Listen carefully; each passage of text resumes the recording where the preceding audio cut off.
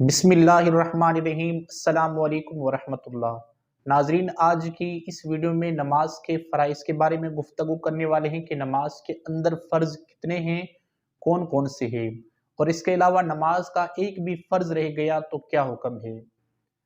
ये मसला बाज़ किताबों में तहरीर है, नमाज के अहकाम बाहर शरीयत वगैरह। उलमा किराम फरमाते हैं कि नमाज का अगर एक भी फ़र्ज़ रह गया तो नमाज नहीं होगी। पहला फ़र्ज़ है वो है तकबीर तहरीमा, यानी नमाज को शुरू करना। दूसरा जो फ़र्ज़ है वो है क़ियाम, यानी खड़े होकर नमाज पढ़ना। बाज़ लोग थोड़ी सी तकलीफ होती है तो बैठकर नमाज पढ़ते हैं, और खड़े होकर भी पढ़ सकते हैं, लेकिन फिर भी वो बैठकर पढ़ते हैं तो लिहाजा उनकी नमाज नहीं होगी। उलमा किराम फरमाते हैं कि फज्र की सुन्नत और फ़र्ज़ नमाजें, यानी कि फज्र के फ़र्ज़, ज़ोहर के फ़र्ज़, असर के, मगरिब के, इशा के, तमाम के फ़राइज़ नमाज में खड़े होना, और वितर वाजिब, यानी इशा का जो वितर है इसमें भी खड़ा होना, और इसी तरह ईदैन, ईद उल फितर व ईद उल उज़हा, इन नमाजों में खड़ा होना फ़र्ज़ है। अगर किसी ने बगैर किसी तकलीफ के, बगैर किसी उज़र के खड़े होकर भी पढ़ सकता था, मगर उसने बैठकर पढ़ी तो उसकी वो नमाज नहीं होगी, क्योंकि क़ियाम साकित हो गया, एक भी क़ियाम रह गया तो नमाज नहीं होगी। तो क़ियाम के बाद जो तीसरा है वो है क़िराअत, यानी कुरान शरीफ नमाज में पढ़ना। अब कितना कुरान पढ़ना फ़र्ज़ है? उलमा किराम फरमाते हैं कि एक बड़ी आयत या 3 छोटी आयतें, इतना कुरान पढ़ना फ़र्ज़ है। और बाज़ लोग कुरान जो पढ़ते हैं वो ऐसे पढ़ते हैं कि उसकी अपनी आवाज़ अपने कान नहीं सुनते। मसलन मुँह भी बंद है, ज़बान भी नहीं हिल रही, पढ़ रहे हैं मसलन। अपने दिल में पढ़ना, मैं अपने दिल में पढ़ रहा हूँ, लेकिन आवाज़ मेरे कान नहीं सुन रहे। हाँ, इसी तरह अब मैं पढ़ रहा हूँ, अब मैं पढ़ रहा हूँ, मेरा मुँह भी हिल रहा है, मेरी ज़बान भी हिल रही है, तो मेरे कान सुन रहे हैं। तो इस तरह इतना पढ़ना जो है नमाज में ज़रूरी है।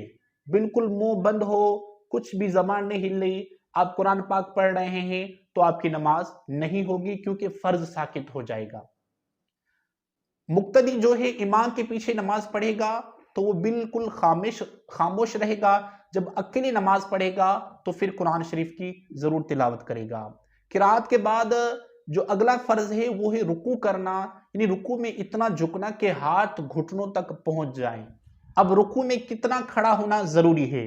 उलमा किराम फरमाते हैं कि रुकू में कम से कम एक मर्तबा सुबहान अल्लाह, इसमें जितनी देर लगी इतना खड़ा होना फर्ज है।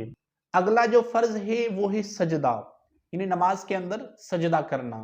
अब इन सजदे में कितनी देर सजदा करना, ठहरना जरूरी है? उलमा किराम फरमाते हैं कि जितनी देर सुबहान अल्लाह इसके कहने में लगती है, इतनी देर एक सजदे में ठहरना जरूरी है। यानी रुकू की, सजदे की, दोनों की मिकदार एक ही है।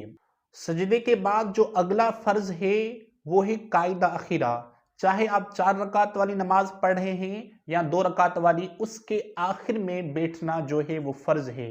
और आखिरी जो 7वां शर्त है वो है खुरूज बिस्सुन्नी, यानी नमाज से बाहर निकलना।